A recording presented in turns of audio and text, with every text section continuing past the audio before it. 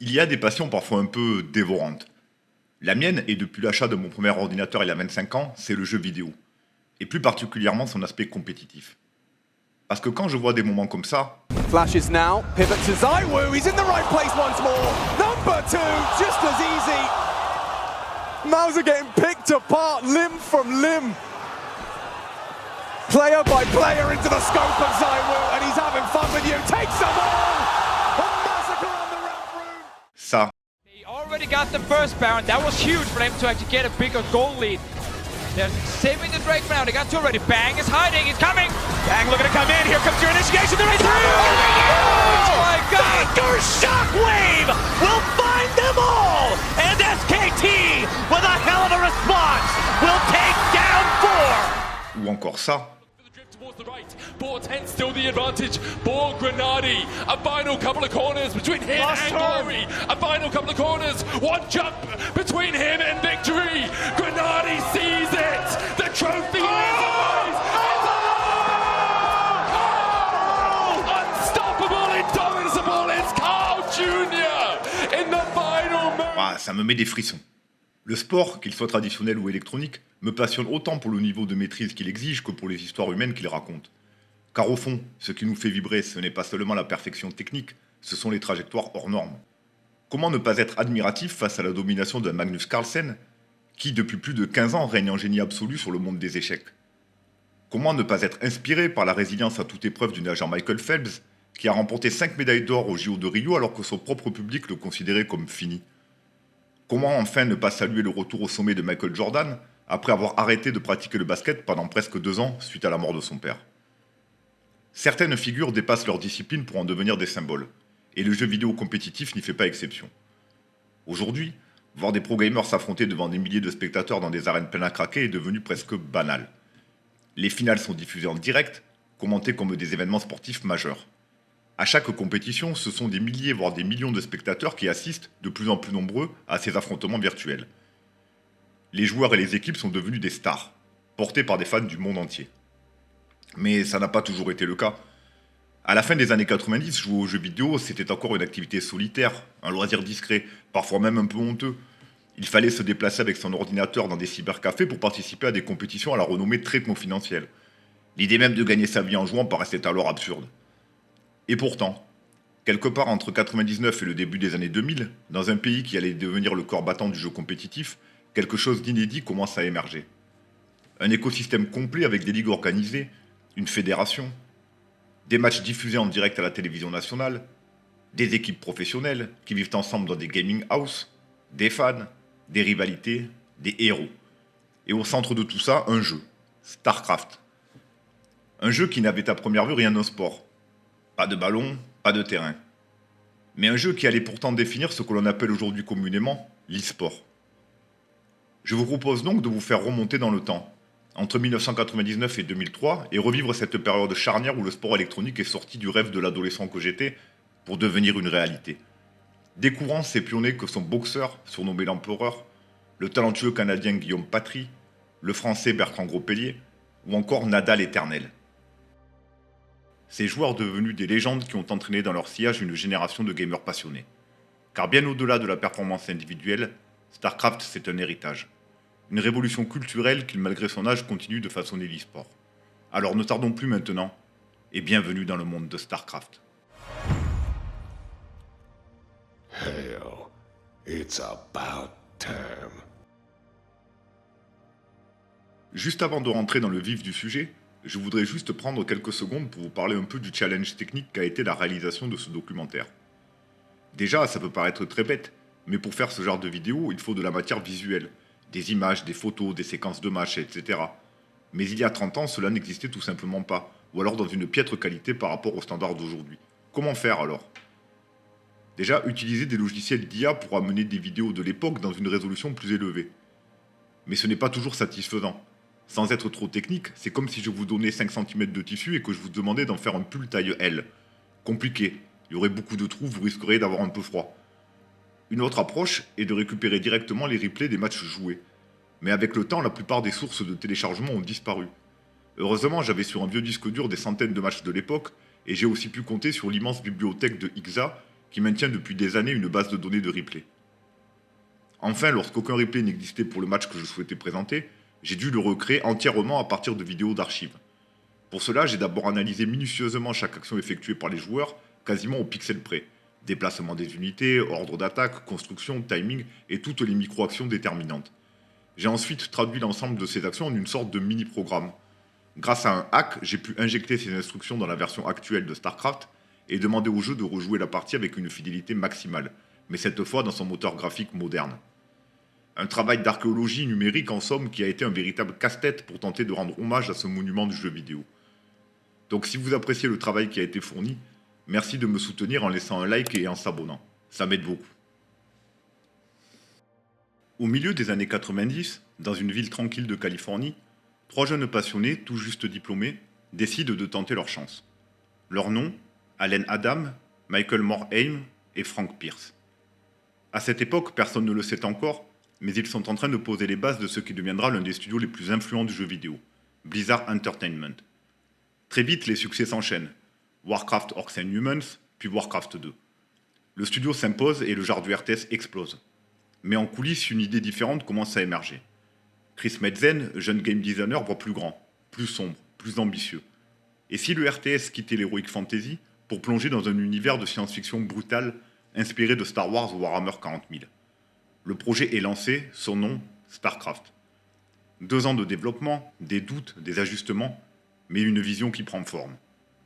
Puis, en 1998, le jeu sort enfin, et c'est un succès commercial immédiat. Mais une partie de StarCraft, c'est quoi exactement ? Le but du jeu est en apparence relativement simple. Construire une économie pour développer une armée capable de battre son adversaire. Une seule condition de victoire, détruire tous les bâtiments ennemis. La partie, qui dure généralement entre 10 et 20 minutes, se déroule sur une carte, une map sur laquelle les joueurs vont s'affronter. Il en existe des milliers, de tailles différentes, avec des reliefs et des designs variés offrant d'infinies possibilités stratégiques. Les joueurs choisissent ensuite la race qu'ils vont incarner. 3, ou peut-être 4, on en reparlera plus tard, choix sont disponibles. Les Terrans, les Protoss ou les Zergs. La partie peut alors démarrer et chaque joueur va apparaître sur une zone de la map avec un bâtiment principal faisant office de base et 4 récolteurs permettant d'engranger les ressources à proximité. Ces ressources sont de 2 types, le minerai et le gaz Vispine. Grâce à elles, le joueur peut construire de nouveaux bâtiments qui vont permettre de débloquer de nouvelles unités plus puissantes. C'est ce que l'on appelle l'arbre de technologie, et il en existe un pour chaque race, ce qui les rend uniques.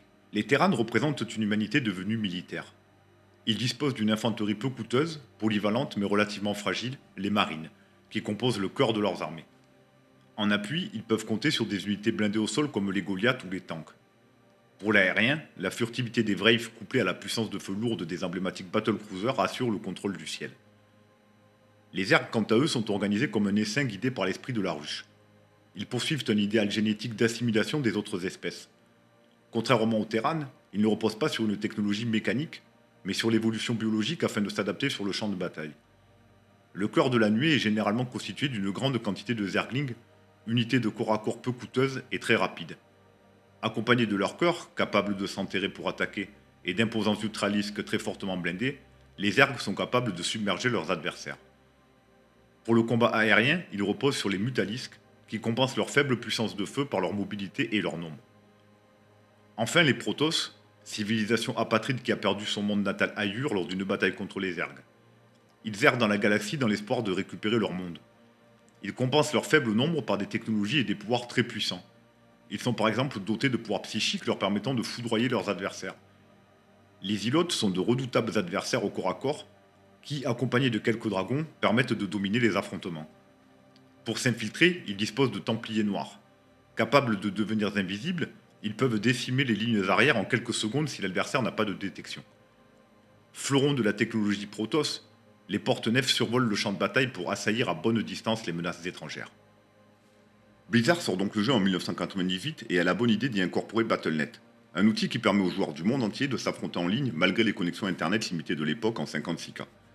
Très vite, des compétitions sont alors organisées pour permettre aux joueurs de se défier et de savoir qui est le plus dominant. AMD, célèbre fabricant de microprocesseurs, décide alors de sponsoriser une première compétition regroupant l'élite des joueurs nord-américains. C'est artisanal et mal organisé, mais au terme d'un tournoi dont il ne reste presque pas d'infos aujourd'hui, c'est un jeune joueur canadien du nom de Guillaume Patry, pseudo Greux, qui va s'imposer. Avec une dotation importante de plus de 60 000 $, c'est le premier tournoi majeur de l'histoire de StarCraft. À tout juste 18 ans, Guillaume survole cette compétition en ne concédant aucune défaite. Et ça, il le doit à un style de jeu déjà bien caractéristique. C'est un joueur random. Vous vous souvenez quand je disais qu'à StarCraft, il existait une quatrième option de race avant de lancer la partie? Il y a bien le choix entre Terran, Zerg ou Protoss, mais il y a une quatrième option, bien plus intimidante mais extrêmement intéressante, random. Le jeu choisit alors votre race au hasard. C'est cette option que Guillaume choisit pour disputer cette compétition, et qui de mieux que lui-même pour nous expliquer ce choix? Well, for a while I played random. When I was playing, when I was still in high school, I had enough time to play a lot of StarCraft, and I would, do okay with all the races. And being random gives you this advantage that the other guy doesn't really know what to expect. L'avantage, votre adversaire ne peut pas anticiper un plan de jeu spécifique pour contrer votre race. L'inconvénient, c'est qu'il faut maîtriser les trois races et leurs match-up respectifs. Pour un joueur non aléatoire, cela représente 3 configurations contre 9 pour un joueur random. Il connaît aussi très bien les counters. Grâce à cette polyvalence, Greux a acquis une connaissance profonde du jeu qui lui permet de savoir quelle composition d'armée peut être supérieure à une autre. Par exemple, il utilise énormément la capacité Storm des Templiers, particulièrement puissante contre les unités biologiques comme les Zergs. Il sait aussi innover et popularise avec les Protoss ce que l'on appelle le River Drop. Le River, c'est une unité chère et puissante mais extrêmement lente. Longtemps considérée comme inexploitable dans une partie, Guillaume va alors avoir l'idée d'utiliser les navettes Protoss pour les transporter et les protéger sur le champ de bataille. Il comprend très bien les cartes. Guillaume comprend avant tout le monde l'importance d'utiliser la topologie de la map à son avantage. Les choke points, ou boulets, les cliffs, les reliefs de collines, les maps îles. Tactiquement, il est en avance sur tout le monde, et StarCraft va vite devenir son terrain de jeu.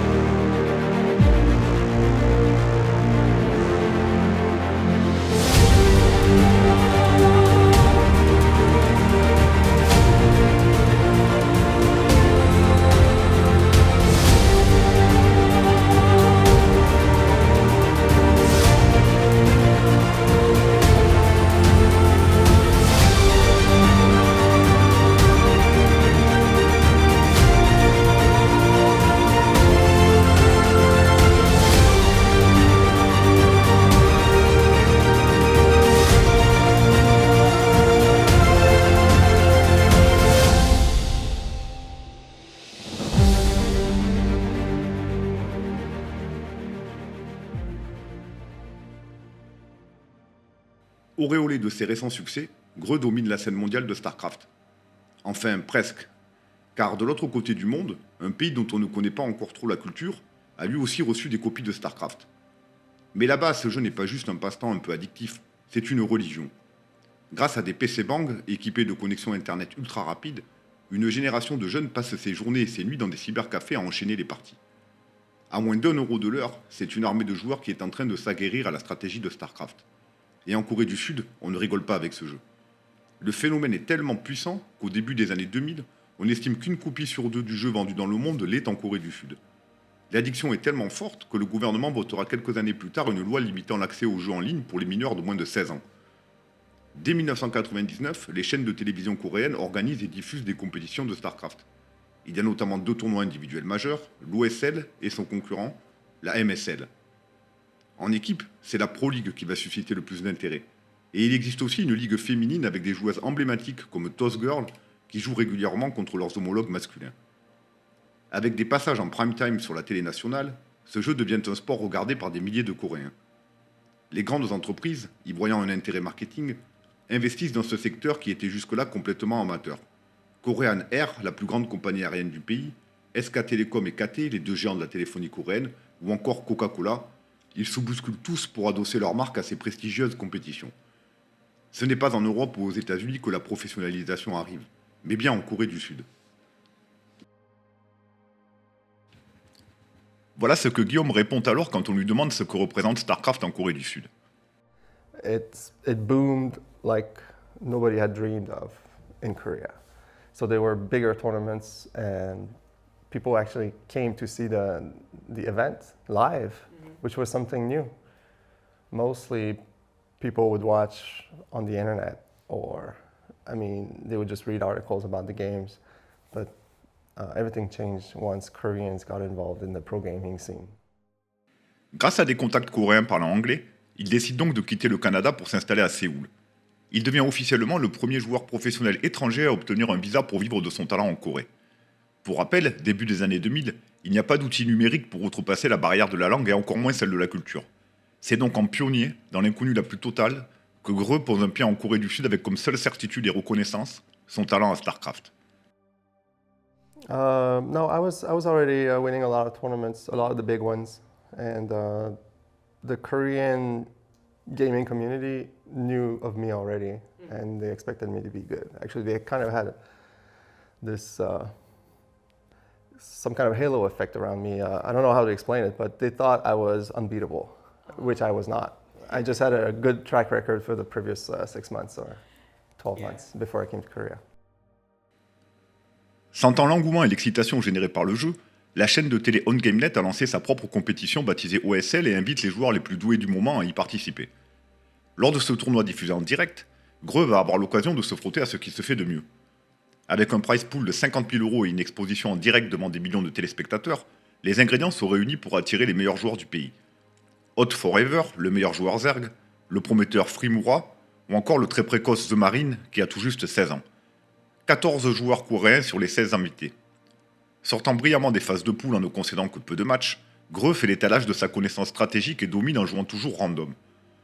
Pour la postérité, voici la fin du premier match remporté par Guillaume contre le joueur Zerg The Boy tel que diffusé à l'époque. 국기봉 선수의 진영을 공격하고 있습니다.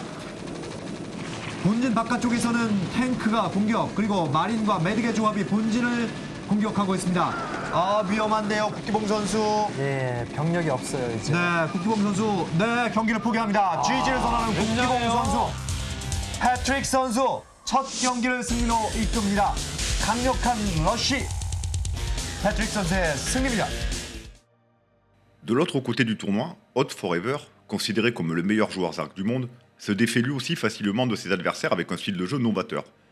À ce moment-là de l'histoire du jeu, la méta, c'est-à-dire la tactique la plus performante et la plus utilisée par les joueurs, est de rester sur une seule base. Les joueurs minutent alors les ressources proches de leur point d'apparition, développent leurs armées et éventuellement vont créer une seconde base si les ressources arrivent à épuisement. Hot, quant à lui, a une autre approche. Au lieu de produire les unités rapidement dans la partie, il investit sur une, voire deux bases supplémentaires que l'on nomme B2, B3, B4, etc., afin d'obtenir un avantage économique. Pour ne pas mourir à la première attaque, il opte pour des mutalisques qui lui permettent de voler sur toute la carte et d'harceler son adversaire en le forçant à défendre. Lorsque son économie commence à tourner, il est alors en capacité de produire beaucoup plus d'unités que son opposant et il se transforme en véritable rouleau compresseur pour s'assurer la victoire. C'est avec ce style de jeu que Hot atteint la finale dans laquelle il va retrouver Guillaume, qui n'a pas beaucoup souffert de son côté. La créativité du Canadien contre la mécanique du Coréen. Le match peut alors commencer. Guillaume arrive dans cette finale avec une petite surprise pour son adversaire. En effet, il ne jouera pas random, mais directement Protoss. La première manche a lieu sur la carte Space Odyssey, une map à île puisqu'il n'existe pas de chemin terrestre pour atteindre l'ennemi. Sans surprise, les deux joueurs partent sur des options aériennes. Guillaume produit des corsaires, qui sont des unités incapables de tirer au sol, mais qui en revanche sont très puissantes contre les unités volantes. Hot le comprend parfaitement et décide de faire des mutalisques, mais avec une stratégie supplémentaire. Feignant de fuir le combat avec ses quelques unités, il attire Guillaume et sa force aérienne à l'autre bout de la carte. Ayant leurré la menace, Hot a maintenant le champ libre pour dévoiler son plan et déposer directement au milieu de la base de Greux une masse d'hydralisques conséquente grâce à ses overlords de transport. Guillaume perd alors de nombreux récolteurs. Et sa Stargate. Perdant ainsi la capacité de produire ses propres corsaires, il se voit contraint de laisser à Hoth le contrôle de la carte. Le joueur coréen n'a alors plus qu'à développer son économie et passer sa production sur des Mutalisques Guardian dévoreurs. Hoth vient systématiquement échanger ses unités contre celles de Guillaume, car il sait qu'à un moment donné, ce dernier n'aura plus de ressources à disposition pour maintenir sa production d'armée. Acculé et sans solution, Guillaume envoie le peu d'armée qui lui reste sur le Zerg, mais c'est très insuffisant, et il concède la première manche de la finale à un Hoth très inspiré sur cette partie. Échaudé par cette défaite, Guillaume remet rapidement le score à 1 partout en s'imposant facilement sur la deuxième carte avec un rush Zealot bien contrôlé qui ne va laisser aucune chance au pauvre Zergling du joueur coréen. En moins de 10 minutes, Hoth est submergé et n'a plus d'autre choix que de lâcher un GG pour l'égalisation de Guillaume. La troisième manche est donc capitale car elle offre une balle de match à son vainqueur. Les deux joueurs décident logiquement de jouer sur leur point fort. Guillaume tente alors un coup de poker. Il sait que sur cette carte, il est difficile, à cause de la distance séparant les deux joueurs, de tuer son adversaire tôt dans la partie. Et il sait que Hoth le sait. Après une petite bataille mentale, Greux choisit de poser sa B2 avant même de produire son premier bâtiment militaire. Il fait à Hoth ce que Hoth fait à ses adversaires. Si Guillaume tient 10 minutes en encaissant sans trop piler ses deux plumes, il pourra rouler sur son adversaire avec un avantage économique énorme. Le compte à rebours est donc lancé. En toute logique, la première attaque vient de Hoth et vise la B2 de Guillaume. Mais c'est bien trop timide pour faire douter le Canadien qui défend proprement en perdant un minimum d'unités. La deuxième offensive du Zerg va se faire comme prévu par les Mutalisques. Avec une micro-gestion de qualité, il parvient enfin à faire quelques dégâts et tue quelques récolteurs. Est-ce suffisant pour remettre son économie au niveau de celle de Guillaume? C'est la question qui l'obsède à ce moment de la partie. Le Coréen profite de cette accalmie pour prendre sa B3 et transformer ses Mutalisques en Guardian. Avec cette unité, Hoth espère assiéger Guillaume au niveau de sa B2. Mais le Canadien a un coup d'avance et a déjà sorti de nombreux corsaires grâce à son économie supérieure. Il chasse alors tous les overlords de la carte, ce qui limite Hoth dans sa production d'unités. Et puis, c'est l'accident. À force de parcourir la carte à la recherche de cibles de choix, Guillaume tombe sur les Guardians qui, s'ils sont redoutables contre les unités au sol, ne peuvent absolument rien faire contre les unités aériennes. Tous les Guardians tombent sans résistance, ce qui représente un investissement monumental parti en fumée pour Hoth. Avec cette perte, le Zerg ne peut qu'assister impuissant à la perte de sa B2 face à la masse de Zealot de Greux. Mais le Canadien est peut-être un peu trop gourmand et il tente dans le même mouvement de finir la partie en prenant d'assaut le cœur de la base de Zerg. Sans succès. Hoth a lancé une production d'hydralisques qui lui permet de gérer à la fois les Zealots et d'éventuelles menaces aériennes. Guillaume vient peut-être de laisser filer la victoire sur cet excès de confiance. Hoth sait qu'il n'a plus que cette fenêtre pour aller chercher la victoire et il envoie tous ses hydralisques à l'assaut de la base Protoss. Mais c'est beaucoup trop tard. Le Canadien a déjà sorti des redoutables porte-nefs qui n'ont aucun mal à faire le ménage sans subir le moindre dégât. Le match est plié, Greux envoie toute son armée vers le joueur Zerg qui ne peut que capituler à la vue du nombre de porte-nefs. Guillaume s'offre donc une première balle de match. Hoth décide alors de tenter un rush Zergling. Au fait, à StarCraft, quand on parle de rush, cela traduit l'utilisation d'une stratégie qui consiste généralement à sacrifier de l'économie en début de partie pour la consacrer à la création d'unités de combat. Au lieu de développer vos bâtiments et technologies, vous utilisez chaque centime pour acheter des unités et attaquer votre adversaire. Ce sont généralement des stratégies dites all-in. Ça passe ou ça casse. Et dans le cas de Hoth, ça passe et Greux capitule en moins de 5 minutes face à ce déferlement inattendu de Zergling. Les deux joueurs se retrouvent donc à 2 partout, s'étant rendus coup pour coup. C'est maintenant l'heure de vérité, la manche finale. Comme à son habitude, Guillaume sème le doute dans l'esprit de son adversaire en repassant sur Random. Le jeu va lui donner Terran, on part donc sur un TVZ. Guillaume ouvre de manière très regroupée et décide de partir sur 2 casernes, dans le but de développer une armée de marines. Hoth, quant à lui, choisit d'évoluer sur une seule base pour le moment et d'aller vers un combo plus Zergling Hydralisk Lurker. Le message est clair, les deux joueurs veulent le temps découdre. La première sommation va venir de la part de Hoth qui va venir tenter de surprendre Greux. Guillaume est concentré et sa défense est parfaite. La deuxième attaque va être plus massive avec un combo Zergling Lurker. Très intelligemment, le Canadien a placé des tanks sur les collines, ce qui lui permet d'avoir l'information sur l'attaque de Hoth et de menacer directement l'armée du Zerg. Plutôt que de se replier, Hoth décide de forcer le passage et d'avancer droit sur la base de Guillaume. Avec un calme absolu, Guillaume défend quasiment sans rien perdre et utilise son scan pour détecter et se débarrasser de la menace Lurker. Mais attendez, l'armée de Guillaume est minuscule. Il a défendu avec un tank et quelques marines alors que Hoth avait beaucoup plus d'unités. Il y a quelque chose qui cloche. Et ce quelque chose, c'est un dropship qui est passé incognito derrière les lignes ennemies directement dans la base du Zerg. Une poignée de marines se retrouve dans la B1 qui n'a plus rien pour défendre. Pendant quelques secondes, Hoth tente de se regrouper mais il est trop tard. et les marines déciment les bâtiments du pauvre Zerg qui n'a plus d'autre choix que de capituler. Sous le regard admiratif des Coréens, Guillaume remporte donc brillamment cette OSL pour sa première participation en Corée du Sud, concluant ainsi une année 2000 qu'il aura dominée sans partage. Cette domination s'accompagne d'une renommée inédite dans le monde du jeu vidéo. Il est invité partout à la télé, à son propre groupe de fans. Au niveau financier, outre ses gains non négligeables en tournoi, il obtient un sponsoring individualisé du fabricant de microprocesseurs AMD qui en fait son égérie pour toucher le public des gamers. La compétition, quant à elle, est de plus en plus féroce. Guillaume l'explique très bien au cours de cette interview. Who are those people? Oh, they're Koreans. Oh, so like, I had no idea they would become so good. But once I came here, I felt like the reason why they're so good. First of all, about 20% of the country seems to be playing StarCraft every other day. That's 10 million people playing StarCraft. And the kids that want to be in tournaments, they grind. They really, really try hard to be good. Et s'entraîner dur, ils vont s'y employer. Parmi ces jeunes loups, il y a quelques noms qui sortent du lot et qui trustent les victoires sur des tournois plus mineurs. Kingdom, le jeune Protoss de tout juste 18 ans, possède déjà une microgestion supérieure à certains pros du circuit. Les Zerg ne sont pas non plus en reste avec Yellow et son jeu des plus agressifs lui valant le surnom de Storm Zerg. Pour les Terran, race réputée comme étant la plus faible, c'est Lim Yo-wan aka Slayer's Boxer qui impressionne par ses stratégies.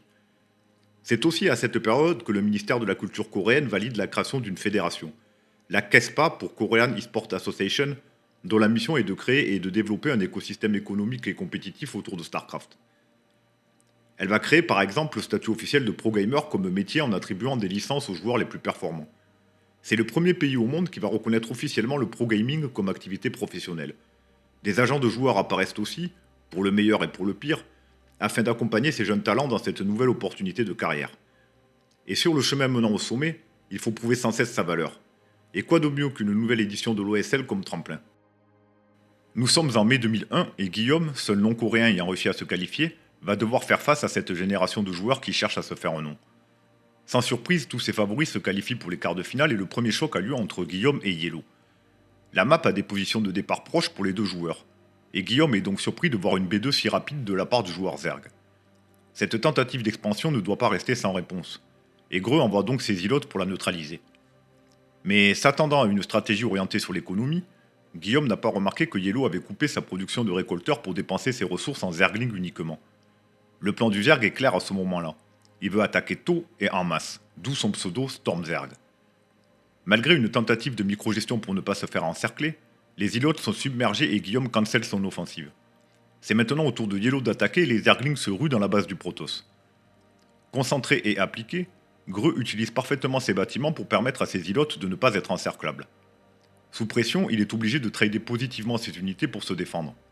La foudre ne tarit pas en intensité et pour maintenir la pression, Yellow construit une base aux portes de Guillaume pour l'enfermer.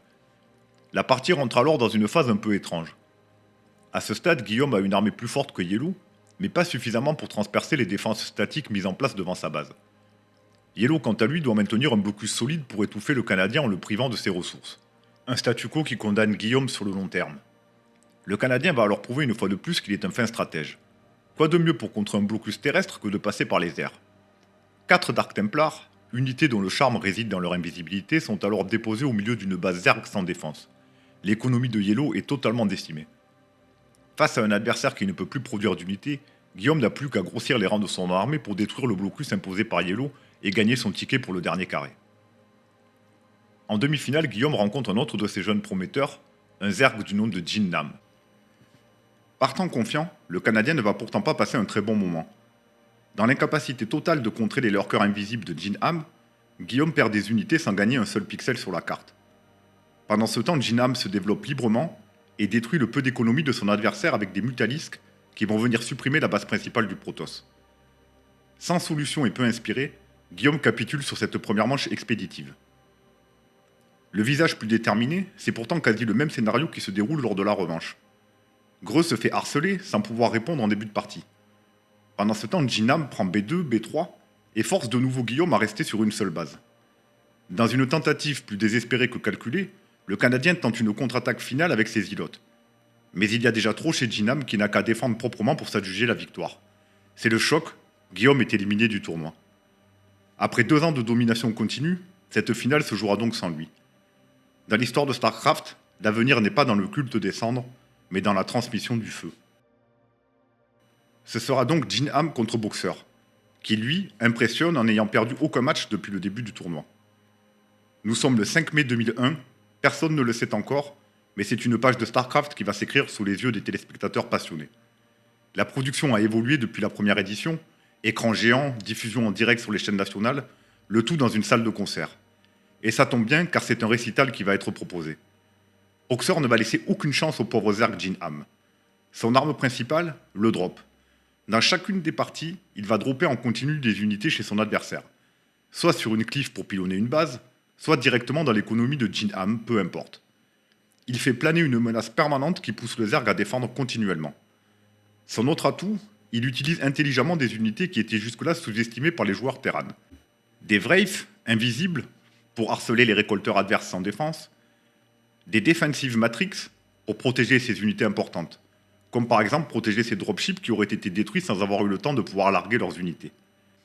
Il produit aussi beaucoup de médics. Boxer est le premier à véritablement se rendre compte de la puissance de la synergie marine-médic. Pour attaquer plus fort, les marines utilisent leur Steam Pack qui leur permet d'augmenter leur cadence de tir au coût d'une partie de leur point de vie. Le médic, s'il ne peut pas attaquer, a la capacité de régénérer des points de vie des marines, ce qui leur permet de maintenir un haut niveau de dégâts sans se mettre dans le rouge. Lim Yo-han remporte sa première OSL invaincue avec un bilan de 11 manches gagnées pour une seule perdue. Il devient par là même le premier joueur Terran à remporter un tournoi majeur en faisant étalage d'une micro-macro de haut niveau. Et oui, je pense que ce petit a un avenir dans le jeu. Comme on parle de micro-macro et que vous êtes maintenant un peu plus familiarisé avec StarCraft, j'aimerais que l'on s'arrête 5 minutes pour parler stratégie et de ces deux concepts que sont la macro et la micro-gestion. Si je devais les imager de manière très basique, je dirais la micro permet de gagner une bataille, la macro permet de gagner la guerre. Quand on parle de macro-gestion, on va parler d'économie, d'expansion, d'infrastructure, de dépenses des ressources. Commençons déjà par faire une petite expérience pour saisir l'impact de ce qu'est une bonne macro. Pour ce faire, comparons deux méthodes qui vont nous permettre de produire 10 marines. Dans la première XP, je vais dépenser uniquement le minimum nécessaire pour avoir ces 10 unités, à savoir une caserne pour produire des marines et un dépôt pour augmenter la capacité numérique de mon armée. Ce sera le fast build. Dans le second test, je vais produire plus de récolteurs, faire 2 dépôts nécessaires pour avoir plus de marines et de récolteurs, et construire 2 casernes au lieu d'une pour produire des marines 2 à 2. Ce sera le balanced build. J'arrête la simulation lorsque le 10e marine est produit. Le premier timing intéressant est autour de 2 minutes 20. À ce moment-là, le joueur fast a 3 marines dehors avec un 4e en cours de production, tandis que le joueur balanced n'a que des récolteurs et aucun marine. Le joueur fast aurait donc tout intérêt à attaquer dès maintenant car d'ici quelques secondes, les marines sortiront par paire de l'autre côté. Un autre facteur en faveur de la défense et que la simulation ne prend pas en compte est le temps de trajet. Car selon où sont positionnés les joueurs au départ, ce temps peut être plus ou moins long. Si les joueurs sont proches, la partie va généralement partir sur des builds agressifs. A contrario, sur des positions éloignées, les joueurs vont plutôt avoir tendance à privilégier l'économie et le contrôle de la carte. La plupart du temps en tout cas. Autour de 4 minutes de partie par contre, les deux joueurs ont quasi tous deux en même temps 10 marines, mais l'avantage se renverse. Le joueur balanced a autant de marines que le joueur fast, mais avec une bien meilleure économie, car il a plus de récolteurs et de moyens de production, 2 casernes au lieu d'une. À ce stade-là, il faudrait un miracle du joueur fast pour arriver à rééquilibrer la partie. À StarCraft, ces différentes ouvertures sont nommées des build orders ou BO, pour ordre de construction. Avec une telle variété d'unités, de cartes, de bâtiments, il existe un nombre incalculable de BO. Pour se donner une idée, on peut quand même simplifier et dire qu'il existe des builds macro, qui reposent sur une économie forte, prise d'expansion rapide, permettant de produire des armées en plus grande quantité en mid et late game. Les builds rush, au contraire, veulent produire très tôt des unités de combat pour surprendre et gagner la partie dans les premières minutes. C'est le contre naturel d'un build macro. Il y a aussi des builds polyvalents, intermédiaires, qui sont juste assez solides pour résister à la plupart des rushs, tout en maintenant une économie suffisamment forte pour rivaliser avec des builds macro. Le choix du build, finalement, c'est un peu comme en Formule 1. Si vous embarquez peu d'essence, vous devez prendre beaucoup d'avance sous peine de vous faire doubler à votre prochain arrêt au stand. Du coup, l'information sur ce que fait l'adversaire est essentielle elle aussi. Typiquement, un joueur pro va dès le début de la partie utiliser un récolteur pour scouter la position de son adversaire et avoir des infos sur sa stratégie. En reprenant notre exemple, si notre scout repère qu'il y a déjà 3 marines dehors à 2 minutes de jeu, et ou qu'il y a peu de drones qui minent, Alors il faut vous préparer à défendre car notre adversaire va nous attaquer tôt dans la partie. La macro finalement, c'est comment vous allez produire, planifier, vous projeter dans une stratégie de manière la plus efficace possible. Ne pas avoir trop d'unités en file d'attente, trop de mineurs en banque, avoir une vision de ce que fait votre adversaire sont des signes d'une bonne macro-gestion. Pour la micro-gestion, on va parler de contrôle des unités lors d'une bataille. Dans StarCraft, elle s'exprime de plusieurs façons. Savoir concentrer ses tirs sur une unité stratégique adverse, replier une unité avant qu'elle ne meure afin de pouvoir la renvoyer au combat, éviter au mieux les dégâts de zones qui vous sont lancées. Toute une attention supplémentaire à apporter en plus du scouting, de la dépense des minerais, de la production, etc. La micro, c'est la beauté dans les détails jusqu'à en devenir une signature. Il y a eu les Rivers de Guillaume, les Lurkers de Jin Ham. Laissez-moi maintenant vous présenter la micro de Slayers Boxer.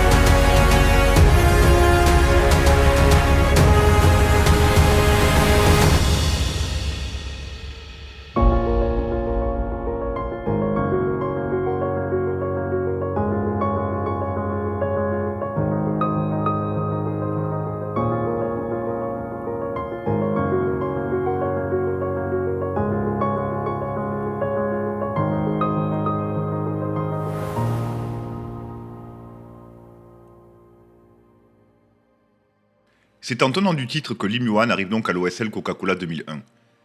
Qualifié facilement pour la finale en ne concédant une fois de plus que très peu de manches, il va retrouver celui qui pour l'instant n'a fait que des places d'honneur, mais dont le potentiel et le charisme attirent déjà les caméras, le Storm Zerg Yellow. Le public s'enflamme déjà pour cette finale. Synonyme d'un StarCraft qui ne cesse d'attirer les spectateurs dans les salles et devant les écrans, OnGameNet met encore plus de moyens à la production pour présenter ce duel de la nouvelle génération.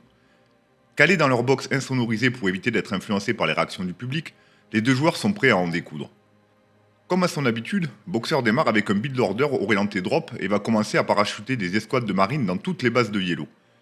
Les pertes en récolteur sont conséquentes et le Storm Zerg subit. Sentant la game lui échapper, Yellow riposte lourdement et va engager un échange d'attaque contre attaque pour tenter de refaire son retard. Mais Boxer ne veut rien laisser filer et très méthodiquement détruit toutes les tentatives d'expansion du joueur Zerg. Tout d'abord, c'est le sud de la carte qui est nettoyé base après base. Ensuite, il remonte au nord où Yellow commence à se refaire une santé. Mais pas le temps de souffler que Lim Yuan tape déjà à la porte. La résilience du Zerg est admirable. Sous pression, il trouve encore et toujours le moyen de se relancer sur un autre endroit de la carte, ce qui lui permet de garder encore espoir. Mais finalement, sur un dernier siège, Boxer terrasse Yellow pour s'adjuger la première manche et marque le premier point de cette finale. 1-0 pour le Terran. La deuxième game démarre sous les mêmes auspices. Yellow ouvre avec une douzaine de Zerglings pour mettre la pression sur Boxer. Retranché dans sa forteresse, Lim Yuan parvient à garder la menace éloignée tout en préparant, on ne change pas une équipe qui gagne, un drop tank marine. Yellow a appris de sa précédente défaite et riposte immédiatement avec son propre drop lurker. Les deux joueurs se rendent coup pour coup sans céder. Profitant d'un Boxer sous pression, Yellow part chercher une base supplémentaire au sud de la carte. Mais Lim Yuan ne faiblit pas et tout en défendant, il décide de dropper une fois de plus dans la B1 adverse. Yellow tente de résister mais la micro de Boxer lui permet, avec seulement 5 unités, de quasiment éradiquer la B1. Heureusement, Yellow a eu la bonne idée de reconstruire dans sa base au sud, ce qui permet à la fin de cet échange de retrouver les joueurs dans une quasi-égalité. Mais ce statu quo ne dure pas, et Boxer revient immédiatement à la charge vers la B2 de Yellow, avec un premier drop suivi d'une attaque de Marine Medic qui détruise la base sud. Une fois de plus, Yellow répond par la relocalisation de son économie dans sa première base autrefois décimée, et une autre petite base plus discrète à l'est. Boxer en a marre de ce cache-cache et son armée de Marine Medic revient au nord pour tenter de finir le travail commencé en début de partie. Les hydralisques sont trop nombreux et Boxer décide plutôt de sécuriser sa B2 car avec une économie aussi faible, il ne peut pas se permettre de perdre de l'armée. Mais Yellow a gardé un atout dans sa manche. Cette petite base discrète à l'est que Boxer n'a pas repérée produit maintenant des Guardians. Des tanks aériens capables de pilonner les unités au sol avec une efficacité redoutable. La game bascule. 숨겨놨던 가디언이 임요환 선수의 미나리 멀티적을 공격하고 있습니다. 황급히 뒤로 마린 매드프레를 빼고 있는 임요환 선수. 이것을 따라가는 홍도 선수입니다. 1차전과 마찬가지로 자원줄에 시달리게 생겼네요. 지금 임요환 선수. 자, 홍진호 선수 승기를 잡습니다. 자, 지금 마린 매드 얼마 없거든요. 그리고 러커와 히드라리스크까지 따라붙습니다. 러커바로 히드라리스크 공격 SCB까지 동원해서 수비를 하고 있는 임요환 선수입니다. 이거 결정타인데요. 지금 홍진호 선수. 네, 히드라리스크 공격. 자, 벙커 SCB 달려붙어서 수비를 하고 있습니다만은 어렵습니다. 깨집니다. 자, 홍진호 이겁니다. 홍진호. 자, 히드라리스크로 공격. 자, 커맨드 센터 위험합니다. 커맨드 센터. 자, 가디언 앞쪽 선지 커맨드 센터. 깨지지 못하네요. 깨졌습니다. 임요환 선수. Boxer capitule et Yellow crée l'exploit en remportant cette game magnifique pour amener le score à 1 partout sur cette finale. Le scénario de la game 3 est presque identique. Les deux joueurs vont se dropper en continu et de nouveau Yellow va l'emporter grâce à une supériorité économique qui va pousser le Terran à capituler. Boxer est dos au mur et doit absolument gagner la game 4 s'il veut espérer conserver son titre. Alors que dans ce genre de situation, la plupart des joueurs opteraient pour une stratégie sans risque, Lim Yo-han va faire le choix tactique opposé. Un bon rush Marine Firebat taillé sur mesure pour démanteler les Zerglings de Yellow dans un bain de sang. Yellow n'a rien pour contrer ça et se fait raser en quelques secondes sans pouvoir réagir, égalité de partout. Pour le match décisif, Yellow va ouvrir sur des Mutalisques pour avoir de la mobilité et une capacité de harcèlement sur la base de Boxer. Pendant qu'il tente de trouver une faille dans cette défense ultra compacte, Yellow ne reste pas inactif et pose B2 et B3 à l'abri des regards de Lim Yo-han. Ce plan de jeu lui a souri jusqu'ici et il aurait tort d'en changer. Boxer sait qu'il ne gagnera pas la partie en restant chez lui et commence à s'aventurer sur la carte avec pour objectif la B1 de Yellow. Le Zerg sait qu'il y a beaucoup de marines et que ses Mutalisques seuls ne pourront rien faire. Il décide alors de revenir harceler la B1. Boxer quant à lui ne peut plus faire marche arrière, il doit attaquer et faire confiance à sa défense. Si Boxer ne fait pas de dégâts suffisants sur cette attaque, il se retrouvera sans armée sur une seule base face aux 3 bases de Yellow. Je vous laisse regarder. 러커 바로 시켰으면 순식간에 이것을 잡아냅니다. 자, 스파이어 깨졌습니다. 마린 매드 엄청난 숫자 공격해 들어갑니다. 스포닝풀 위험합니다. 자, 빙 돌아서 일단 일꾼을 잡아야죠 지금 같은 네, 경우는. 자, 히드라리스크 그러나 숫자가 워낙 적기 때문에 상대가 되지 않습니다. 자, 해처리 일꾼이 지금 너무 많이 파괴됐는데요. 해처리 위험합니다. 해처리 깨졌습니다. 임요환 선수 한 깜짝 빠른 공격으로 홍진호 선수를 위기에 몰아넣고 있습니다. 그리고 다른 곳에 멀티했다는 거 임요환 선수 알고 있어요 지금. 홍진호 선수 자, 러커로 수비하고 있습니다. 레오 위험합니다. 레오 자, 공격 던지면서 러커 잡아내고요. 러커를 잡습니다. 본진 빌립니다. 홍진호 선수 너무 힘들어요 지금. 깨졌습니다. 홍진호. Avec ce timing d'attaque, Yellow est pris la main dans le sac. Il a bien 2 bases de plus, mais plus aucune armée dite de bâtiments technologiques pour produire des unités capables de résister aux marines médiques. Boxer sait qu'il doit juste ne pas faire d'erreur et tuer méthodiquement les bases encore peu développées de Yellow avant qu'elles ne posent un problème. Et c'est exactement ce qu'il va s'appliquer à faire pour venir remporter cette 2e OSL consécutive. Quelle finale! Boxer est sur le toit du monde et StarCraft n'a jamais été joué à un tel niveau. Même si Yellow a perdu, il a fait douter celui que l'on surnomme maintenant l'empereur Terran. Les spectateurs ne s'y trompent pas et ont apprécié son audace et sa combativité. Si Boxer gagne le titre, Yellow vient lui de gagner sa place dans le cœur des fans de StarCraft. Cette génération emmenée par Boxer et Yellow bouscule la hiérarchie mais aussi l'écosystème du pro gaming. Au niveau financier déjà, les gains en tournoi progressent. En 2001, Boxer par exemple a accumulé près de 80 000 $ de gains en tournoi et bien plus encore en opérations commerciales sponsoring autour de son image. L'approche du jeu elle aussi évolue. S'entraîner seul devient vite handicapant et les joueurs commencent à se regrouper en team vivant H24 ensemble dans des gaming house. Le principe est redoutablement efficace. Les sponsors prennent en charge le logement, la nourriture, le matériel, l'entraînement. En contrepartie, le joueur doit se concentrer sur sa performance et se montrer à son avantage dans les compétitions. Coach, session d'analyse, brainstorming, tout est fait pour pousser le potentiel du joueur à son maximum, quitte à en dépasser les limites. Manque de sommeil, pression, quasi-absence de vie privée. C'est dur, parfois extrême, et Boxer garde un souvenir très clair de cette époque. 가 완전 막 맨날 새벽까지 막 진짜 코피 흘리면서 게임하고 맨날 그랬다고 그 같은 팀원들도 얘기하고 인터뷰하고 했더만.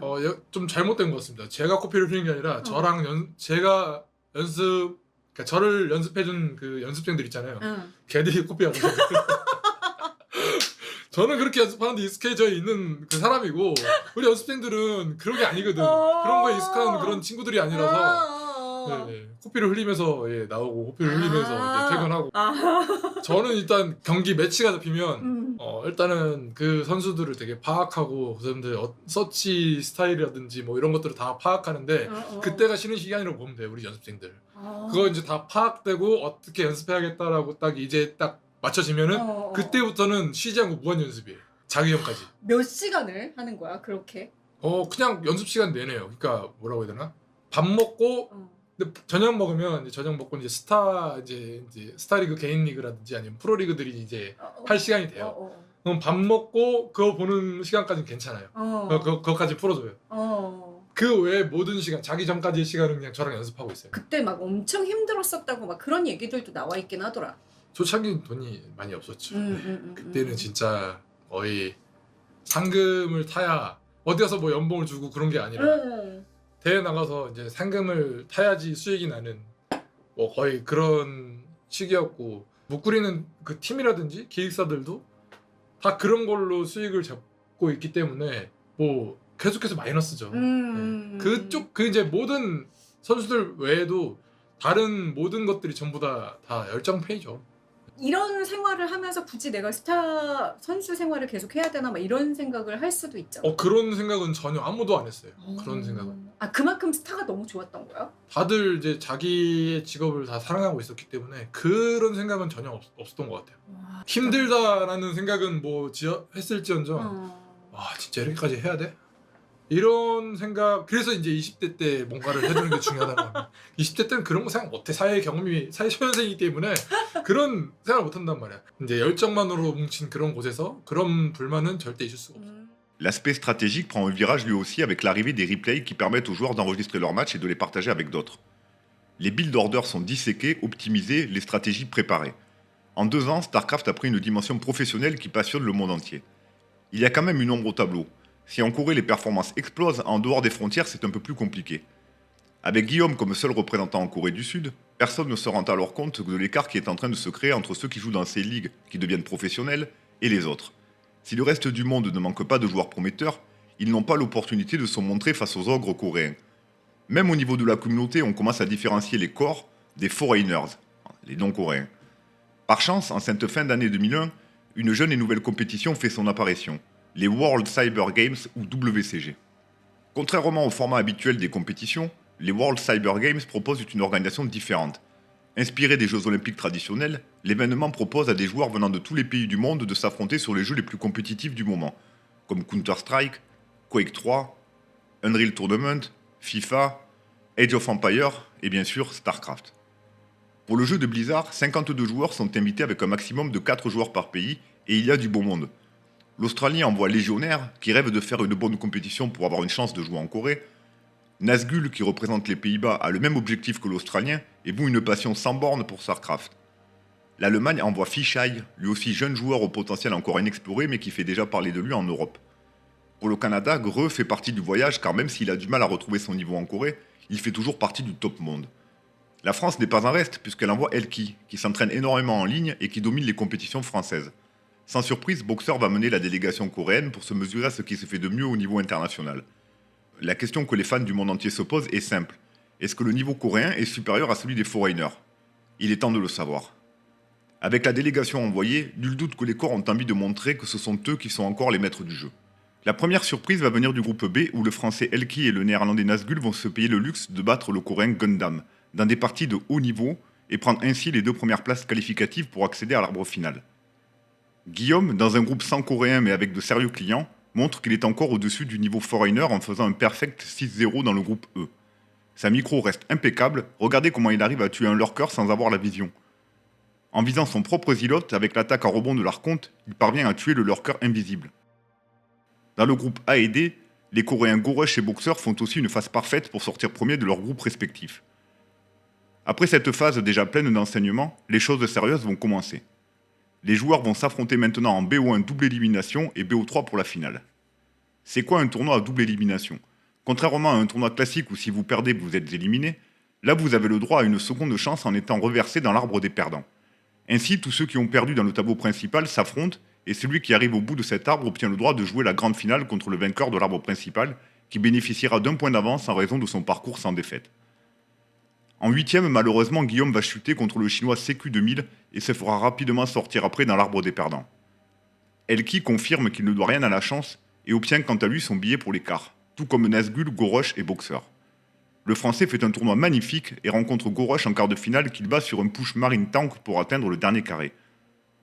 Boxer de son côté est très chaud et sa micro dropship tank rend Nazgul complètement fou. Le néerlandais jette l'éponge, écœuré par tant de maîtrise.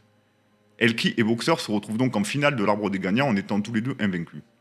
C'est le duel que tout le monde attend, deux Terran, le meilleur joueur international contre le maître coréen. Plus qu'un palmarès, ces deux joueurs portent l'espoir et la fierté de leurs nations respectives. La partie démarre avec Elki, couleur marron, positionné à 3h, et Boxer en violet à midi. Le Terran versus Terran en plus c'est particulier. Pour gagner, la stratégie est généralement de contrôler les airs pour avoir la mobilité et protéger les tanks au sol. Les Wraiths battent les tanks battent les Goliaths battent les Wraiths. Toute la science de ce match-up réside dans l'adaptation de sa composition d'armée pour avoir l'avantage à chaque bataille. À ce petit jeu-là, on remarque dès le début une différence entre les deux joueurs. Boxer part double usine pour produire uniquement des tanks, tandis qu'Elki part sur une usine et un spatioport pour produire à la fois du tank et des aériens. Le premier à ouvrir le feu est Boxer qui vient tenter un push avec ses deux tanks. Mais Elki avec son Wraith a le contrôle des airs et peut tuer les tanks sans problème avant qu'ils ne causent de sérieux dégâts. Le Français a visé juste et vient de prendre un petit avantage qui lui permet de prendre sa B2 et même B3 sans craindre de menaces immédiates. Très beau début de partie du Français Elki qui est en avance sur son adversaire et se met dans de bonnes conditions pour rentrer dans le mid-game.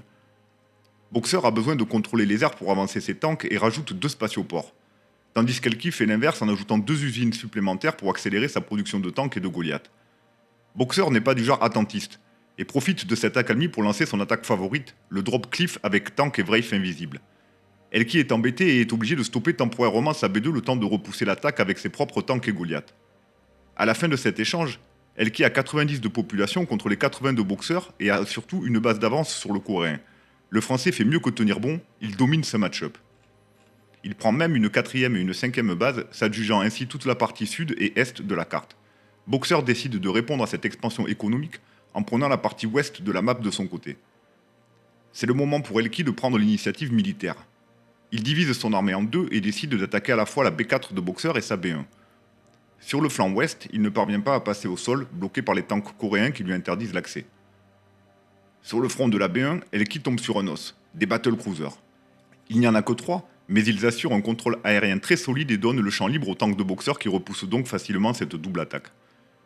Pour Elki, c'est un peu la douche froide. Il n'a pas du tout anticipé ces battlecruisers et il sait que si Boxer arrive à en accumuler un plus grand nombre, il sera inarrêtable dans les airs et gagnera la partie. La bonne nouvelle par contre, c'est qu'il a une économie florissante et pose 6 spatioports dans sa base sud pour sortir des battlecruisers rapidement et en quantité. Mais pour le moment, ces unités ne sont pas sur le champ de bataille, ce qui laisse une ouverture à Boxer pour push la partie est de la carte sur la B1 et B2 d'Elki. Il tente de résister mais rien n'y fait, le rouleau compresseur battlecruiser tank est intouchable. Dès qu'une unité sort, elle est automatiquement détruite. Elki doit gagner du temps pour ses propres battlecruisers et envoie un drop dans la base nord-ouest de Boxer. Le Coréen ne s'y attend pas et doit abandonner cette position. Économiquement, cela devient compliqué pour lui. Il n'a plus que sa base à l'ouest qui tourne quand Elki a 4 bases qui récoltent des minerais à plein régime. Boxer a maintenant évincé le Français de la partie est de la carte et tourne ses yeux vers le sud, où se situe l'économie et la production d'Elki. Les tanks et battlecruisers du Coréen sont nombreux et commencent à avancer dans les lignes ennemies. Elki concède du terrain le temps de regrouper ses forces et se préparer à ce qui pourrait être la dernière bataille. Mais il n'a pas encore assez de battlecruisers et quand le rouleau compresseur arrive, il se fait décimer. Toutes les unités tombent et les bases suivent derrière. Le ciel est totalement violet et rien n'y fait, Boxer a trop d'unités. Méthodiquement, Elki est rasé de la carte. C'est le moment du coup fatal et Boxer veut faire mal psychologiquement. Nuclear launch detected.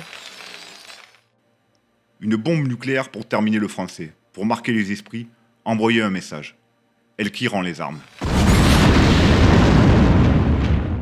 Il ne s'en remettra pas et perdra de nouveau contre Boxer lors de la grande finale.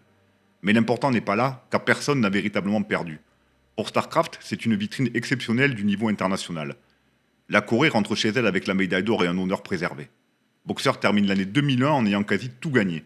Il est numéro 1 mondial avec un impressionnant bilan de 160 victoires pour 56 défaites, soit environ 70% de win rate.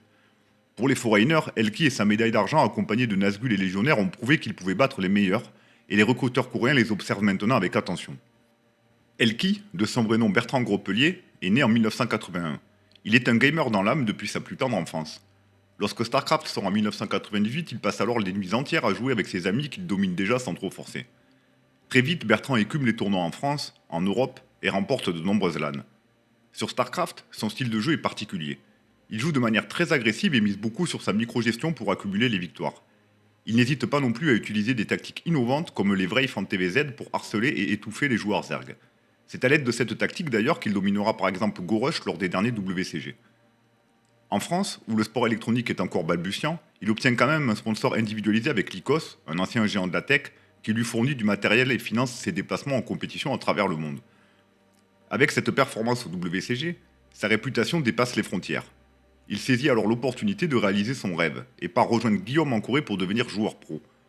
Son parcours est tellement atypique pour l'époque que tout ceci sera documenté par l'émission de télé Capital, qui lui consacrera une séquence entière retraçant ses premiers pas de l'autre côté du monde. Dès son arrivée, Elki devient une figure importante de la scène StarCraft. Son style, lunettes de soleil, cheveux colorés font que les fans l'adorent et le reconnaissent dans la rue. Pour lui, plus question de rentrer en France. Il sait que son avenir est en Corée. Dans le sillage de Bertrand, Nazgûl, de son vrai nom Victor Gossens, a lui aussi les yeux tournés vers la Corée. D'un naturel très compétitif, il est intimement persuadé que l'évolution du jeu doit passer par un rapprochement entre les Coréens et le reste du monde. Alors que l'essentiel du jeu de très haut niveau se passe en Corée, l'actualité ne traverse pas encore les frontières. Pas de vidéos à partager, la barrière de la langue, absence de connexion de très haut débit. Mais Nazgûl a une idée en tête, créer un pont entre ces deux communautés. De par son activité dans les tournois, il se crée un réseau de personnes parlant anglais et coréen, de développeurs web, de journalistes amateurs. Lui vient alors une idée, créer un site internet qui pourrait relayer l'actualité StarCraft coréenne en anglais pour la rendre accessible. C'est ainsi que va naître TeamLiquid.net. La qualité et l'exclusivité des informations qu'il met à disposition attirent très rapidement en quantité les joueurs de la communauté hors Corée. Lorsqu'il va ouvrir un forum de discussion pour permettre aux visiteurs du site d'échanger entre eux, ce sont des centaines de messages qui vont apparaître chaque semaine pour parler de sujets relatifs à StarCraft. Le jeu en Corée, les stratégies, les performances de tel ou tel joueur, les rapports de bataille, du partage de replay, etc. Victor va se révéler être un fédérateur hors pair, un visionnaire ambitieux et parvient même à faire venir des sponsors comme Visa pour promouvoir le jeu. Chacun avec son parcours, Elki et Nazgûl veulent profiter de l'année 2002 pour marquer l'histoire de StarCraft. Et en 2002, à ce moment-là en Corée, il y a un autre événement qui rassemble le monde entier, la Coupe du Monde de football. Tout le pays se tourne alors vers le ballon rond et les compétitions de StarCraft sont un peu au ralenti. Cela n'empêche pas Elki de finir 4ème de la Sky OSL 2002 et de confirmer ses aptitudes à performer contre les meilleurs. Pour Boxer, c'est aussi une année particulière. Il est un peu moins dominant et ne parvient pas à accrocher un 3ème titre en OSL. Comme Guillaume avant lui, il doit faire face à une nouvelle génération de joueurs. Parmi ces nouvelles menaces, on retrouve Reach, l'espoir de la race Protoss qui impressionne avec l'utilisation de ses Templiers, Shoja, le jeune prodige Zerg qui offre des games incroyables marqués par une macro-gestion titanesque. Boxer reste bien évidemment très fort, mais pour la première fois, il doute. Les WCG 2002 arrivent à grands pas, et le tournoi semble plus ouvert que jamais. Comme l'année précédente, Elki est au rendez-vous, tout comme Nazgûl et Guillaume pour tenter de renverser l'hégémonie coréenne. Boxer et son plus grand rival Yellow sont aussi de la partie, motivés par l'idée de rappeler une fois encore qu'ils sont intouchables. Yellow et Nazgûl commencent idéalement le tournoi en faisant 7-0 en phase de poule. Guillaume, quant à lui, obtient sa qualification avec un 6-1. Pour Boxer et Elki, c'est plus délicat. Malgré un bon bilan de 5 victoires pour 2 défaites, ils vont devoir passer par les barrages pour aller plus loin. Elki rencontre le Protoss américain Wizards dans un TVP décisif où le perdant sera définitivement éliminé du tournoi. Le Français ouvre les hostilités avec un push tank au pied de la base du Protoss. Les tanks pilonnent un à un les bâtiments de Wizard, qui lui aussi a prévu une petite surprise. 2 rivers, une navette et un rêve. Toutes les unités d'Elki sont à l'attaque, et il ne reste que quelques tanks pour défendre. Les récolteurs meurent en masse et Wizard ne peut plus faire marche arrière. Sa base est condamnée, soit il gagne maintenant, soit c'est perdu. Au terme d'un échange très tendu où l'avantage semble basculer d'un joueur à l'autre, Elki parvient à raser la base principale de l'Américain et à éliminer la navette transportant les rivers de Wizard. C'est l'expérience du Français qui prévaut, et Elki passe. Dans la douleur, mais il est qualifié. Boxer doit lui aussi jouer pour sa vie. Il rencontre un autre Français, le Zerg Chobo. Dans ce genre de situation, Boxer sait sur quoi il peut compter. Un drop, des marines et des médics. Lorsque 20 marines débarquent au milieu de sa B1, Chobo se défend mais ses mutas Zerglings sont trop légers pour éloigner Boxer. Le Terran revient avec du renfort et porte le coup fatal en détruisant tous les récolteurs du Français qui n'a plus d'autre choix que de capituler. Ça passe donc aussi pour Lim Yohan. En 8e de finale, Boxer rencontre son grand rival Yellow. Ces deux se connaissent par cœur et les deux joueurs se promettent la guerre. Boxer ne prend pas de risque et part sur un combo marine-médic. Yellow, de l'autre côté de la carte, choisit l'option Muta Zergling. Avec ce choix, le Zerg espère pouvoir mettre la pression sur Boxer en tentant de le harceler. Mais la défense de Boxer est imperméable et les Mutalisques n'arrivent pas à faire de dégâts. La game entre alors dans une phase d'observation où les deux joueurs s'étendent sur la carte et construisent leurs armées sans trop tenter d'attaquer. Yellow ne lit pas très bien la situation et décide de partir sur Hydralisk Lurker, qui n'est pas vraiment une bonne composition d'armée contre un joueur dont la spécialité est la micro-marine médic tank. Lorsque le premier clash a lieu, c'est un carnage. Les Lurkers de Yellow ne peuvent pas pénétrer la ligne de tank. Boxer a accumulé un tel nombre d'unités que rien ne semble pouvoir l'approcher.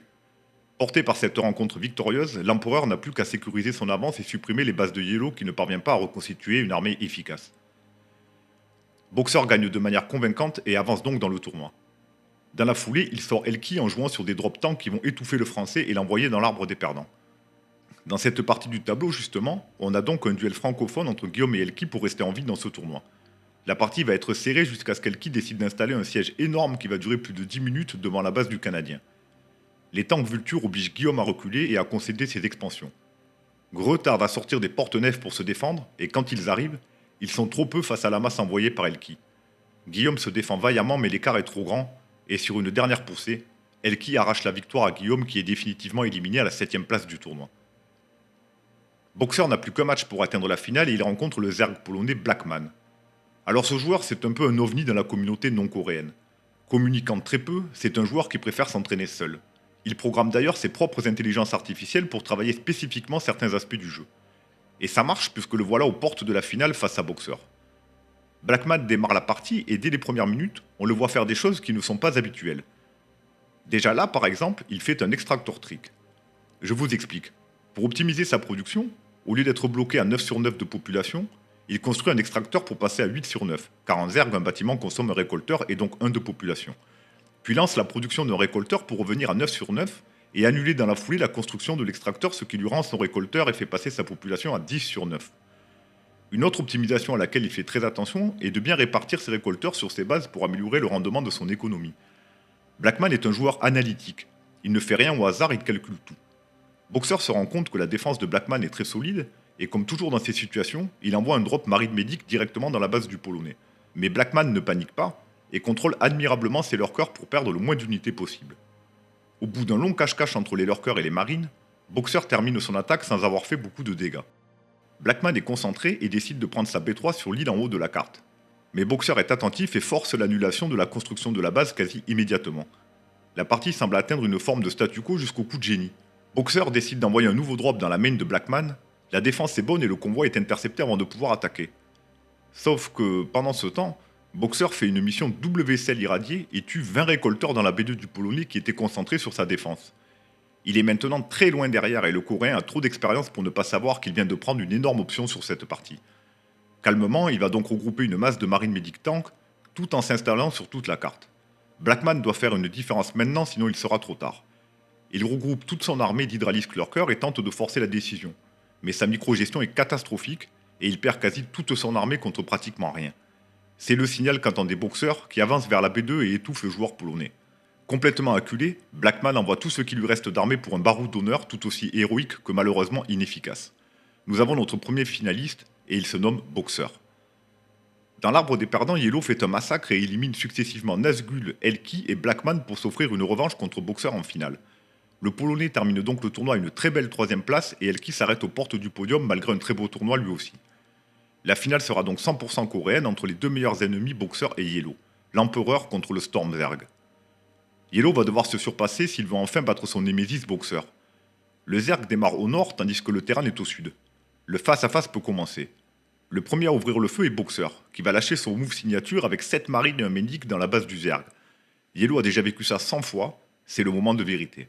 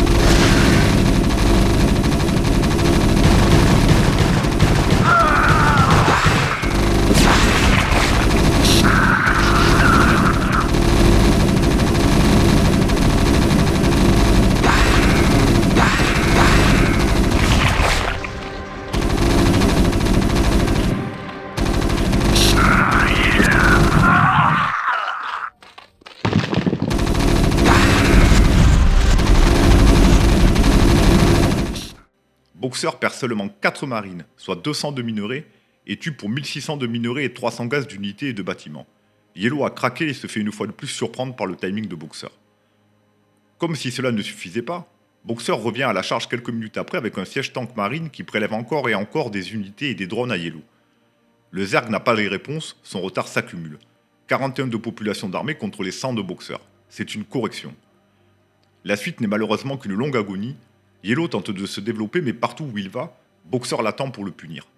Le TVZ de Boxer est d'un autre niveau. Il a tous les timings parfaits. Il attaque constamment quand le Zerg est dans un temps faible, défend en perdant un minimum d'unités, il est tout simplement injouable dans ce match-up. Surtout quand c'est Yellow en face. Boxer réalise ainsi un doublé sur ses WCG et Yellow doit se contenter d'une malgré tout très belle médaille d'argent. La Corée a une fois de plus dominé et ne laisse que les places d'honneur aux Foreigners. La hiérarchie pour 2002 reste donc inchangée. Les Coréens, Boxer en tête, dominent le classement mondial de StarCraft. Petite fierté quand même, puisqu'en 20e place, Elki fait son apparition dans le ranking avec un win rate très honorable de 56%. Guillaume, toujours présent, parvient lui aussi à s'accrocher au top 20 malgré ses baisses de performance. La fédération Kespa a aussi bien travaillé puisqu'elle annonce la création d'une nouvelle compétition, la Pro League.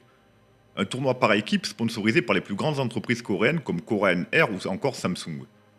Le combat ne se jouera donc plus uniquement sur les marchés financiers, il se matérialise aussi dans les compétitions de StarCraft. Le fabricant de microprocesseurs AMD, sponsor fidèle depuis le début, joue la carte internationale et enrôle notamment Elki et Guillaume pour créer la AMD Dream Team. Ce genre de vitrine intéresse aussi beaucoup les deux géants des télécoms en Corée du Sud, KT et SKT. Ces deux mastodontes financiers ont eux aussi envie d'investir sur deux équipes professionnelles. Boxer prend les devants et propose à SKT de monter un roster, ce que l'entreprise accepte en le nommant capitaine de l'équipe qui s'appellera désormais SKT T1. Le rival KT répond en choisissant stratégiquement Yellow comme capitaine pour l'équipe KTF Magic, qui se renommera KT Rolster par la suite. Si vous suivez un peu le sport électronique, ces noms ne doivent pas vous être étrangers. Ce sont en effet les deux mêmes équipes qui s'affrontent encore aujourd'hui sur le très populaire League of Legends. Il y a même un nom pour cette rivalité, la Télécom War. Sans le savoir, en arrivant à convaincre SKT d'investir dans l'e-sport, Boxer contribue à créer ce qui sera l'équipe la plus dominante de League of Legends avec 6 titres de champion du monde et une star planétaire, Faker. Mais c'est bien sur StarCraft qu'aura lieu le premier round de ce combat intemporel avec la KTF Ever Pro League en 2003. La production prend encore de l'ampleur et c'est plusieurs milliers de personnes qui vont se déplacer en plein air, malgré la pluie, pour venir soutenir leurs équipes. Il ne reste malheureusement que très peu d'images de cette compétition, mais y en a-t-il vraiment besoin tant l'histoire se répète? KTF et SKT se rencontrent en demi-finale. Lors de ce match, Boxer affronte Yellow, qui perd encore. En plus, ce n'est pas comme si Yellow était mauvais. Il bat littéralement tout le monde avec quasi 70% de win rate. Mais dans les matchs à gros enjeux, il ne parvient pas à battre son némésis Boxer, qui est juste plus fort. Logiquement, SKT remporte cette première d'une longue série de Pro League.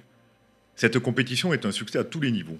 Elle amène une nouvelle visibilité, des sponsors prestigieux et offre une stabilité aux joueurs. C'est un sans faute. Avec cette victoire par équipe, Boxer rentre encore un peu plus dans la légende avec ce nouveau titre majeur à son palmarès. Son éthique de travail, son talent, il est hors de portée, et ce n'est pas moi qui le dis, c'est notre français Elki. C'est vraiment Là, c'est très très difficile. Il est très doué, il s'entraîne énormément. Et il y a des millions de Coréens qui rêvent des millions de joueurs dans le monde qui rêvent de devenir comme lui, mais c'est vrai que c'est difficile. StarCraft ne cesse de gagner en popularité et Boxer est la tête d'affiche de cette révolution culturelle. Les audiences sont d'un tel succès qu'une autre chaîne de divertissement coréenne, MBC Game, décide de lancer sa propre compétition, la MSL. Et il y a bien un jeune joueur que cela intéresse tout particulièrement. Lin Yoon-yeol, aka Nada, cherche justement à se faire un nom sur la scène compétitive et ses tournois sont une aubaine. Terran lui aussi comme Boxer et Elki, il est rapide. Très rapide. À StarCraft, chaque ordre que vous donnez à votre armée est appelé une action et correspond à une touche du clavier ou à un clic de souris. CTRL plus pavé numérique pour créer un groupe d'unités, A pour ordonner d'attaquer dans une direction, clic droit pour déplacer son armée, etc. etc. Pour mesurer la vitesse d'un joueur, on va calculer le nombre d'actions par minute, ou APM, qu'il effectue. Un joueur débutant réalise généralement entre 20 et 30 actions par minute. Un joueur sérieux va tourner autour de 100 APM avec des pointes au-dessus de 150, soit presque 3 actions par seconde.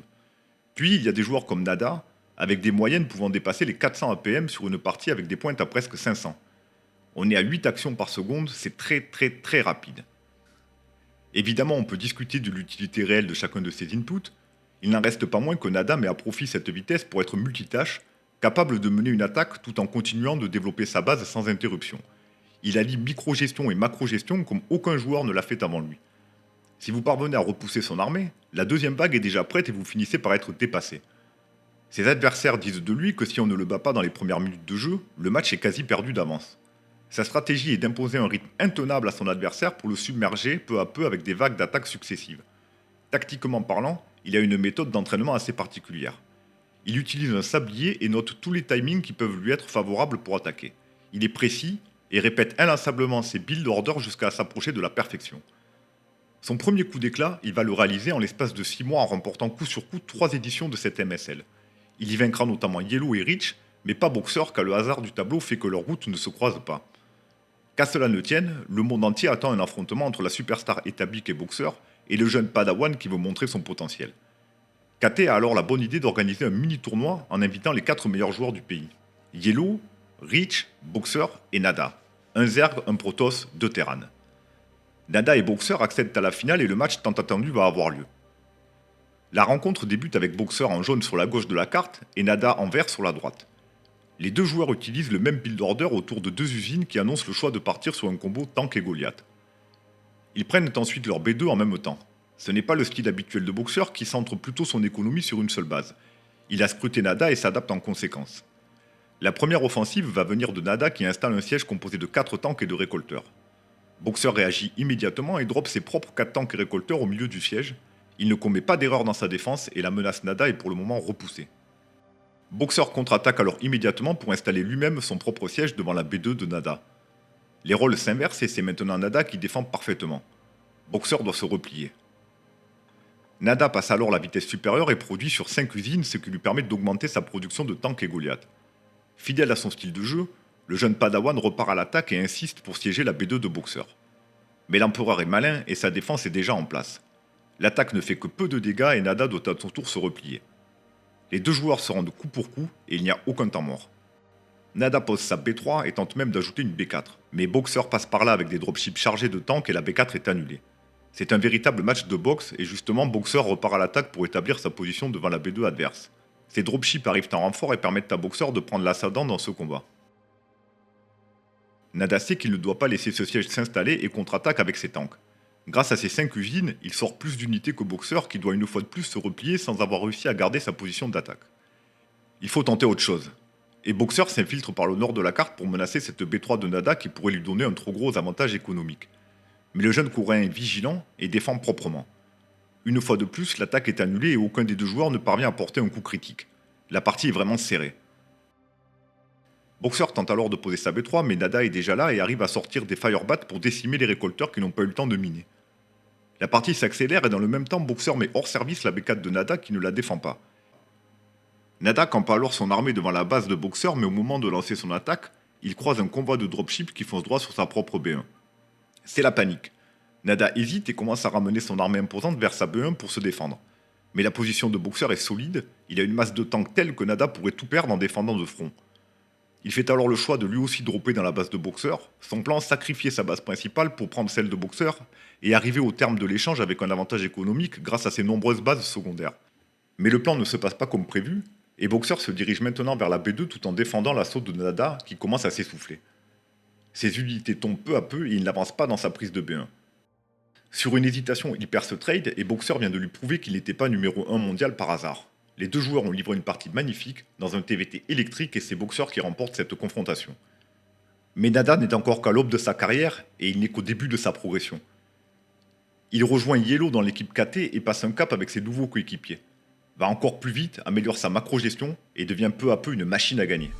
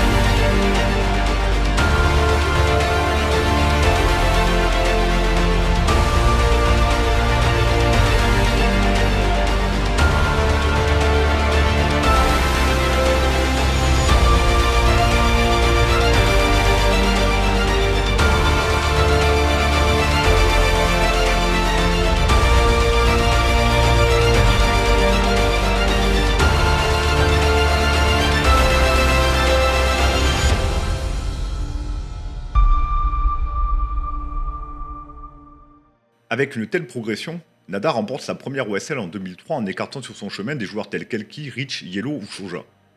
Cette victoire lui permet au mois de mai de prendre la première place au classement mondial, place que Boxer occupait depuis 17 mois sans interruption. Boxer a poussé le jeu tellement loin qu'inévitablement il fait face à une génération de joueurs qui a pris pour fondation ce que lui a inventé pour emmener le jeu encore plus loin. Mais Boxer est aussi un grand compétiteur. Et quand KT annonce le lancement de la KT Premier League, avec une dotation record de plus de 100 000 $, il y voit l'occasion de récupérer son trône. Avec un format qui veut laisser moins de place à la chance, 20 joueurs issus des qualifications vont participer au tournoi final. Pour les Foreigners, malheureusement, Elki, Guillaume et Nazgul ne parviennent pas à se qualifier, démontrant l'écart qui se creuse avec les joueurs coréens. Pour Nada, par contre, c'est l'euphorie. Son acharnement paie et il gagne tous ses matchs avec un bilan de 11 victoires et aucune défaite. Le chemin vers la finale est déjà tout tracé pour lui. Boxer se qualifie aussi en 7-4, et grâce à une nouvelle victoire décisive contre Yellow, il accède lui aussi à la finale. Nada, le nouveau champion, contre Boxer, l'éternel. Une affiche que le monde de StarCraft attend avec impatience. Le match démarre avec Boxer en rouge à droite et Nada en bleu tout au sud. Boxer est le premier à ouvrir le feu et envoie un petit groupe de tanks Vulture vers la base de Nada. Boxer a bien étudié son adversaire et sait qu'il a maintenant un timing d'attaque pour contester Nada qui prend sa B2. Nada a 4 Goliaths dehors et doit fuir devant le push de Boxer, non sans perdre des unités dans cette escarmouche. Boxer n'a pas le temps de chasser et n'a qu'un objectif à ce moment-là. Contester la B2 de Nada avant qu'elle ne tourne à plein régime. Le combat s'engage dans la rampe et la position des tanks de Nada force Boxer à reculer pour ne pas être coincé dans un goulet d'étranglement mortel. Nada défend très bien et les Goliaths qui étaient en déroute il y a quelques secondes refont leur apparition pour mettre un terme à l'offensive de Lim Yohan. Boxer en a profité pour poser sa B2, et les deux joueurs développent avec des usines et spatioports une stratégie autour d'une composition tank Goliath dropship. L'égalité est pour le moment parfaite. Loin de rester attentiste, Nada enchaîne un drop sur la cliff au niveau de la B2. Une tactique que Boxer connaît bien puisqu'il en est l'inventeur. Il défend donc parfaitement et avec l'aide d'un scan pour avoir la vision, il repousse le drop sans difficulté. Nada est aussi un fin tacticien et s'il n'a pas réussi à faire de dégâts, il a remarqué que les tanks de Boxer étaient regroupés en défense au niveau de la B2. Avec 2 dropships, il fait alors le tour de la carte par le nord et vient dropper directement dans la B1 de Lim Yohan. Boxer est pris de court et évacue ses récolteurs dans l'urgence. Pendant qu'il organise sa défense, il décide de riposter instantanément et utilise les troupes stationnées au milieu de la carte pour dropper lui aussi ses tanks dans la B1 de Nada. Les deux joueurs doivent défendre et attaquer en même temps. Nada, habitué à ce rythme rapide, défend instantanément le drop de boxeur et dans le même temps dépose 4 tanks contre les deux bases de son adversaire.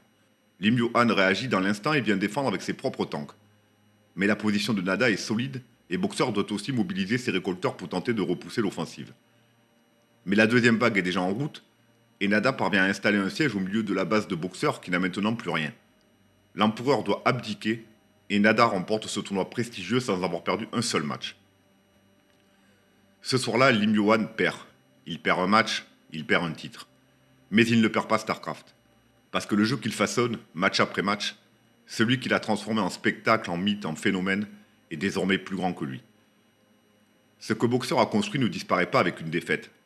Ça devient une fondation. Et sur cette fondation, un autre va s'élever. Lin Yun-Yeol n'est pas venu mettre fin à une ère. Il est venu prouver qu'elle pouvait être dépassée. Car dans StarCraft, comme dans toute discipline vivante, l'avenir n'est pas dans le culte des cendres, mais dans la transmission du feu. Ainsi s'achève cette ère, mais pas l'histoire de StarCraft. Si je vous disais qu'en 2026, il existe encore des compétitions rassemblant des dizaines de milliers de spectateurs, presque 30 ans d'existence, et une lignée de joueurs qui, les uns après les autres, vont porter plus loin l'héritage construit par Lim Yo-han et toute une génération. Flash, le boss final, I Love Ove, le monster Terran, Julie Zerg, le God of War, Bizou, l'innovateur, le sulfureux Savior, Jedong, le dieu de la destruction, Sulky, le mur de fer. Autant de noms, autant de styles, mais une seule constante, repousser les limites. StarCraft n'a pas seulement produit des champions, il a produit un monde où être champion est devenu possible. Il a été le laboratoire de l'e-sport moderne, là où des joueurs sont devenus des professionnels, où des foules ont commencé à regarder des matchs comme on regarde du sport. Mais cet héritage ne s'arrête pas là. Parce que StarCraft a aussi été un terrain d'étude pour l'intelligence elle-même. Un défi si complexe que même les machines ont dû apprendre à y penser.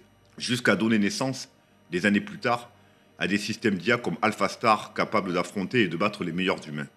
Et quelque part dans chaque clic, dans chaque décision, dans chaque victoire, il reste une trace de ceux qui sont venus avant.